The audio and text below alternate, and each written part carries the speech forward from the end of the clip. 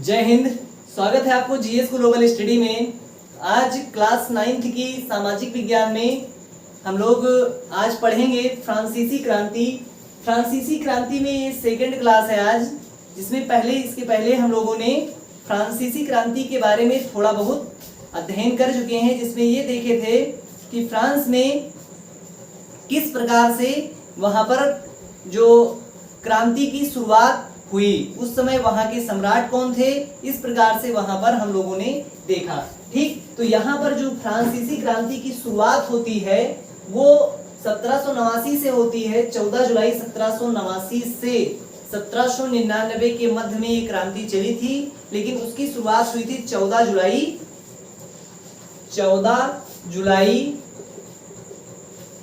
1789 से। ठीक, तो फ्रांस की क्रांति की शुरुआत हुई थी 14 जुलाई 1789 को। लेकिन ये 14 जुलाई को क्रांति की शुरुआत होने की पहले की घटना क्या थी? ठीक, तो उसमें भी हम लोगों ने देखे थे कि 1774 में फ्रांस में एक नया राजा बनता है, एक नया सम्राट बनता है, जिसका नाम था लुई 16वें। लुई 16वें 1774 में फ्रांस की गद्दी पर बैठते हैं, और बैठने के बाद में इन्होंने, जब ये गद्दी पर बैठते हैं तो इनकी एज केवल मात्र 20 साल की थी। ठीक, 20 वर्ष की आयु थी, और इन्होंने एक ऑस्ट्रेलिया की राजकुमारी से विवाह भी किया था। और ऑस्ट्रेलिया की राजकुमारी से विवाह किया, और विवाह करने के पश्चात ये पहले से ही काफी कर्जों में डूबे हुए थे। और जब इन्होंने विवाह किया और उसके बाद में फिर लुई 16वें ने एक अमेरिका का साथ देने के लिए, जो कि एक अमेरिका का 13 उपनिवेशक देशों को आजादी दिलाने में, यानी उसको स्वतंत्र कराने में अमेरिका की सहायता की ब्रिटेन के खिलाफ। ठीक, अभी ब्रिटेन के खिलाफ, जैसे मान लो ये ब्रिटेन है, ये अमेरिका है और ये फ्रांस है, तो इनके 13 देश दुश्मन थे। ठीक, और ये इन पे कब्जा कर रखे थे। ब्रिटेन ने इन 13 देशों पे कब्जा कर रखा था पूर्ण रूप से, लेकिन ये 13 देश इस अमेरिका के अंतर्गत आते थे, और फ्रांस जो है ये बगल में था। तो फ्रांस ने क्या किया कि इन अमेरिका की मदद की, इनसे इन 13 देशों को छुड़ाने में, यानी स्वतंत्र कराने में। ठीक, तो उसके पश्चात इन्होंने और ज्यादा कर्जा इनका बढ़ गया, और इसी सब चीजों की वजह से धीरे धीरे महंगाई बहुत ज्यादा बढ़ गई। राज परिवार के ऊपर बहुत ज्यादा पैसा खर्च किया जाने लगा। कोई जिसका जो इनके मंत्रिमंडल जो पैसा खर्चा करते थे उस पर कोई ध्यान नहीं, कोई लेखा जोखा नहीं होता था, और ये लोग बहुत ज्यादा पैसा खर्चा करने लगे, और इसमें बहुत ज्यादा गरीबी, पूरे फ्रांस में बहुत ज्यादा गरीबी, भुखमरी फैल गई। और इसी को देखते हुए वहां की जनता ने इस शासन को, इस निरंकुश शासक को हटाने के लिए, इस पूरी व्यवस्था को ही हटाने के लिए जनता ने क्रांति करना शुरू कर दिया। ठीक, तो क्रांतिकारियों ने 14 जुलाई 1789 की सुबह पेरिस की सड़कों पर उतर आई, और आने के बाद में वहीं पेरिस में ही एक टाउन हॉल में लगभग 7000 लोगों द्वारा एक भीड़ इकट्ठा होती है। अब 7000 थी शुरुआत में, पहले दिन 7000, फिर धीरे धीरे लगातार इनकी संख्या बढ़ती गई। अब 7000 लोगों द्वारा ये शुरू किया गया, और फिर उसके बाद में धीरे धीरे ये पूरा जो है वहाँ जो पेरिस था, पेरिस की ओर धीरे धीरे बढ़ने लगा। पूरा एक भयानक जो है, इससे लोग जुड़ने लगे, और उसी में एक बास्तील किला था। बास्तील किले में एक जेल भी था, और उस जेल में कई सारे कैदियों को बंद कर रखे थे, और उन कैदियों को फिर क्रांतिकारियों ने इस बास्तील के किले में जेल था, उस जेल को भी तोड़ दिया, और जेल को तोड़ने के बाद में उस जेल में जितना भी हथियार रखा था उसको भी लूट लिया, और लूटने के बाद में फिर जो इस बास्तील किले का जो किलेदार था, उस किलेदार को मार दिया जाता है। किले का जो मुखिया था उसको मार के और पूरा हथियार लूट लेते हैं। और यहाँ पर जितने भी कैदी थे, हालांकि क्रांतिकारियों की उम्मीद थी कि कैदी कुछ ज्यादा होंगे, लेकिन इस बास्तील किले की जेल में केवल 7 कैदी थे। उन 7 कैदियों को आजाद करा के और ये घटना हुई थी 1789 को, बास्तील के किले वाला। और इतना ज्यादा घमंड था इस लुई 16वें के, जितने भी यहाँ पर राजतंत्र वाले लोग थे, उन लोगों को इतना ज्यादा घमंड था अपने इस बास्तील किले पर, एकदम पूरा निरंकुश शासन का एक अच्छा प्रतीक यानी तंत्र था, जिसपे पूरे के पूरे जो फ्रांसीसी सम्राट थे उनको बहुत घमंड था अपने बास्तील किले पर। तो इसी उस बास्तील के किले पर घमंड था, गर्व था, और इसीलिए जनता ने उस बास्तील किले से इतना नफरत करने लगी कि उस बास्तील किले को तोड़ के उसको बाजारों में बेच दिया और कहा कि ये उन लोगों के लिए है जो ये समझते थे कि ये निरंकुशवाद कभी खत्म नहीं होगा, इस निरंकुशता को कभी खत्म नहीं कर सकते, ऐसे निरंकुशता को खत्म करके बाजारों में उसको बेच दिया जाता है। तो ये और ये घटना चलती रही, 14 जुलाई से प्रारंभ हुआ और चलती रही 1799 तक। ठीक, 1799 तक ये घटना चली। उसके बाद में ये थे कुछ हमारे तत्कालीन जो घटनाएं। अब इसके पश्चात भी कई सारी घटनाएं घटी, इसमें अन्य घटनाएं ये थी कि इस पूरे के पूरे जो फ्रांसीसी समाज था उसको 3 भागों में, 3 स्टेट्स में पूरा डिवाइड था। ठीक, तो इसमें यहाँ पर केवल ये कारण नहीं थे कि जनता ने महंगाई बहुत ज्यादा हो गया इसलिए सारा खजाना खत्म कर दिया, ये सब कारण तो था ही था, लेकिन यहाँ की जो सामाजिक व्यवस्था थी वो भी एक प्रकार से ये व्यवस्था को हटा के एक नई व्यवस्था लाना चाहती थी। यहाँ का समाज भी उन सारी व्यवस्थाओं को खत्म करना चाहता था। जिन इस पूरे फ्रांस को 3 स्टेट्स में बांटा गया। प्रथम स्टेट्स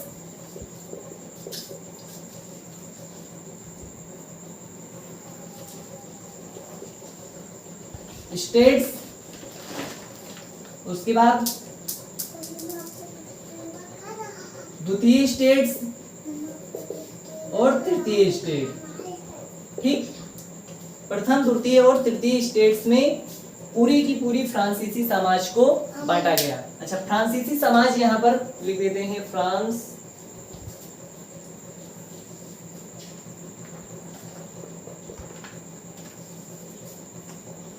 फ्रांसीसी समाज। ठीक, तो फ्रांसीसी समाज को 3 वर्गों में ये बटा हुआ था, प्राथमिक स्टेट्स, द्वितीय स्टेट्स और तृतीय स्टेट्स। 3 स्टेट्स में ये समाज बटा हुआ था। अच्छा, प्राथमिक स्टेट्स में कौन लोग आते थे? तो इसमें प्राथमिक स्टेट्स में यहाँ पर चर्च आते थे। ठीक, अच्छा, चर्च में कौन रहता है? पादरी। जो पादरी वर्ग के लोग थे, यानी इस चर्च में जो पादरी वर्ग के लोग थे वो इस चर्च के अंतर्गत आते थे और उनको एक जन्म से ही विशेषाधिकार मिला रहता था। ठीक, जो पादरी वर्ग के लोग थे, जो चर्च में रहने वाले लोग थे, उनको अलग से एक विशेषाधिकार जन्म से ही मिल जाता था। अगर किसी पादरी के यहाँ अगर किसी बच्चे का जन्म हुआ है तो उसको जन्म से ही वो विशेषाधिकार मिल जाते थे, जिसमें इन लोगों को इतना छूट था कि राज्य सरकार को यानी फ्रांस सरकार को दिया जाने वाला टैक्स भी इन लोगों को नहीं देना होता था।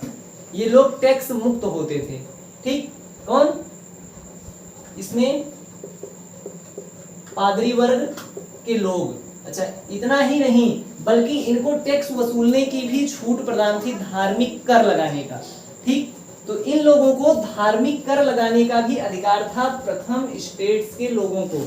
इसमें चर्च में जितने भी लोग रहते थे वो सारे के सारे प्रथम स्टेट्स के अंतर्गत आते थे और इनका अपना अलग कानून होता था, इनके अपने अलग कर्मचारी होते थे। ठीक, अलग कर्मचारी होते थे। ठीक, अलग कानून होता था, अलग कानून होता था, अलग कर्मचारी होते थे। ठीक, और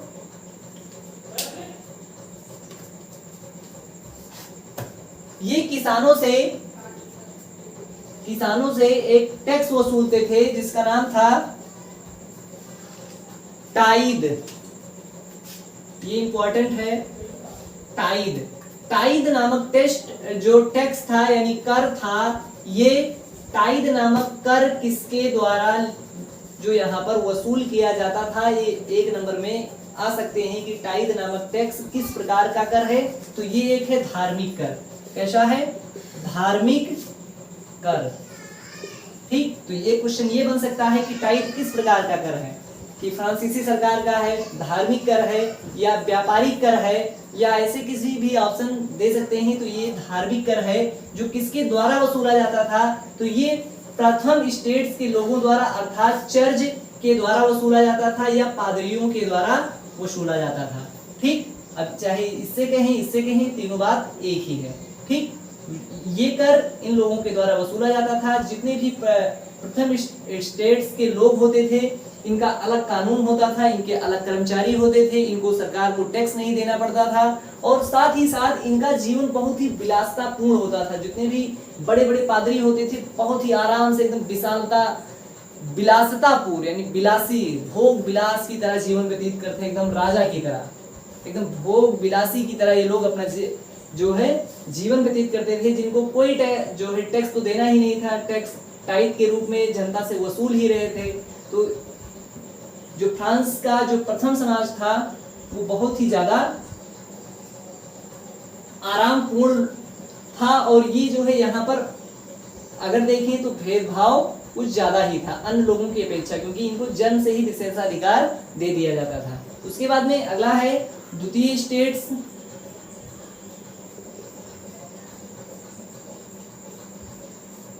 द्वितीय स्टेट्स के अंतर्गत इसमें धनी और कुलीन वर्ग के लोग आते थे। कौन? धनी और कुलीन।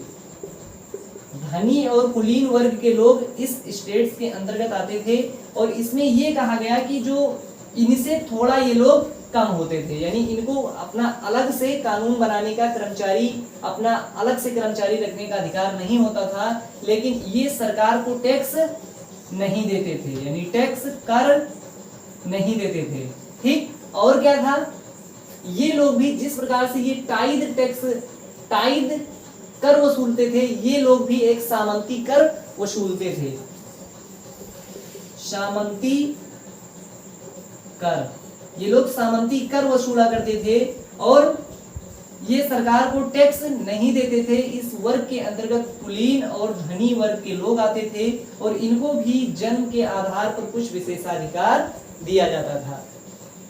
इस वर्ग में जितने भी लोग आते थे, धनी और कुलीन वर्ग, जिसके पास बहुत ज्यादा धन है, उसको भी द्वितीय स्टेट्स के अंतर्गत रखते थे।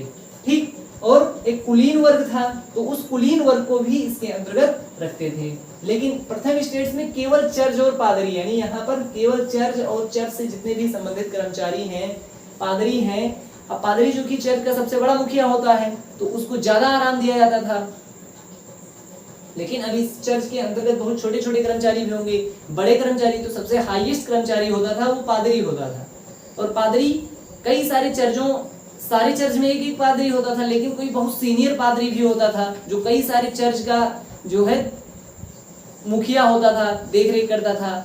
ठीक, तो उनका जीवन जो है बहुत भोग विलास पूर्ण था, यानी उनके ऊपर जितना भी पैसा खर्चा होता था उसका कोई लिखित रिकॉर्ड नहीं होता था। उसी प्रकार से जैसे सम्राट के पास जो राजशाही परिवार के ऊपर जितना भी पैसा खर्च किया जाता था उसका भी कोई लिखित रिकॉर्ड नहीं होता था, उसी प्रकार से इनका भी कोई लिखित रिकॉर्ड नहीं होता था। इनको भी धनी वर्ग इसके अंतर्गत आते थे, कुलीन वर्ग के लोग आते थे, इनको टैक्स सरकार को नहीं देना होता था, ये सामंती टैक्स वसूलते थे। ठीक, उसके बाद में अगला है तृतीय स्टेट्स। तृतीय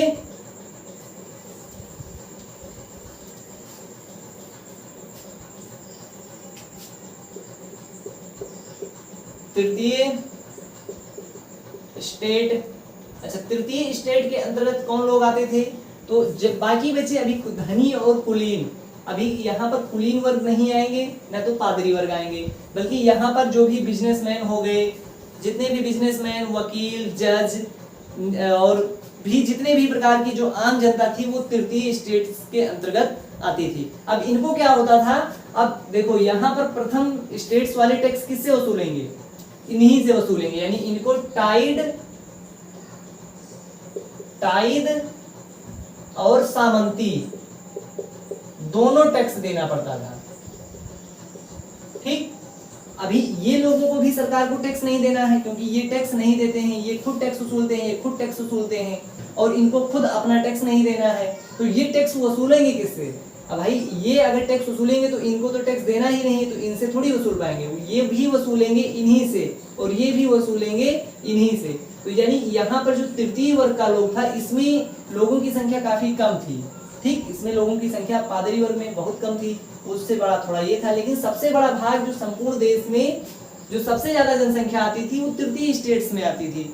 अब जब तृतीय स्टेट्स में इतना ज्यादा टैक्स लगा दिया गया कि ये धार्मिक टैक्स था, एक कुलीन वर्ग द्वारा लिया जाने वाला टैक्स था और सरकार अलग से अपना टैक्स लगाती थी।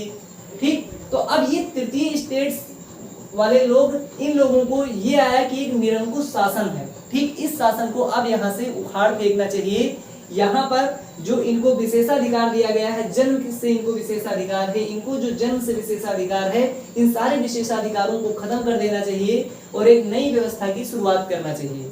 लेकिन अब ये नई व्यवस्था की शुरुआत कैसे हो, तो इसके लिए जनता ने फिर जो है, क्योंकि ये कोई एक दिन की बात नहीं थी, ये लुई 16वें के गद्दी पर बैठने से पहले भी ये समाज ऐसे ही था। जिस प्रकार से ये समाज आज है, ये आज का मतलब ये 1774, क्योंकि यहीं पर लुई 16वां गद्दी पर बैठता है, लुई 16वां गद्दी पर बैठता है और गद्दी पर बैठने के बाद में फिर ये,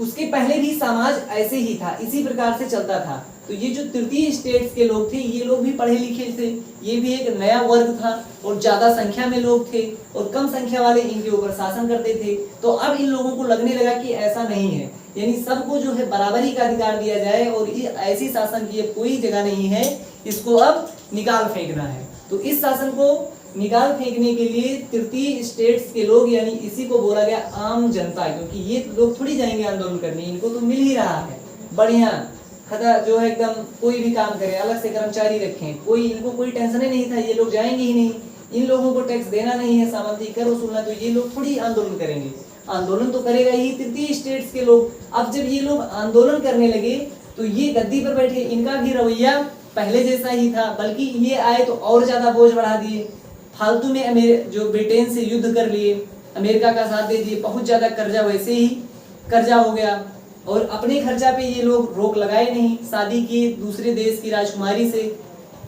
अब जब ये शादी की उसमें भी बहुत सारा पैसा खर्चा किए, पूरा बर्बाद किए और इनके जो खर्चा करते थे उसका कोई लेखा जोखा रिकॉर्ड नहीं होता था, कितना पैसा खर्च किए हैं। यहाँ पर बहुत ज्यादा मात्रा में राजकोष को खाली कर दिया। अब जब ये आए लुई 16वें, तो इन्होंने जनता के ऊपर बहुत ज्यादा प्रेशर डाला, क्योंकि ये खुद जो है ये युद्ध में 10 अरब लिब्रे का जो है नुकसान कर बैठे और उसका ब्याज भी बहुत ज्यादा था। अब उसकी ब्याज अदायगी के लिए टैक्स वसूलने लगे कि टैक्स की मात्रा बढ़ाओ। अब टैक्स की मात्रा किस पे बढ़ेगा? जाहिर सी बात है, इन लोगों को तो टैक्स देना नहीं है, टैक्स देना है इनको। अब इनके ऊपर टाइड भी खुद ये ज्यादा बढ़ाए, सामंती भी ये लोग बढ़ाए, सरकार अपना टैक्स भी इनके ऊपर ज्यादा लाद दिया।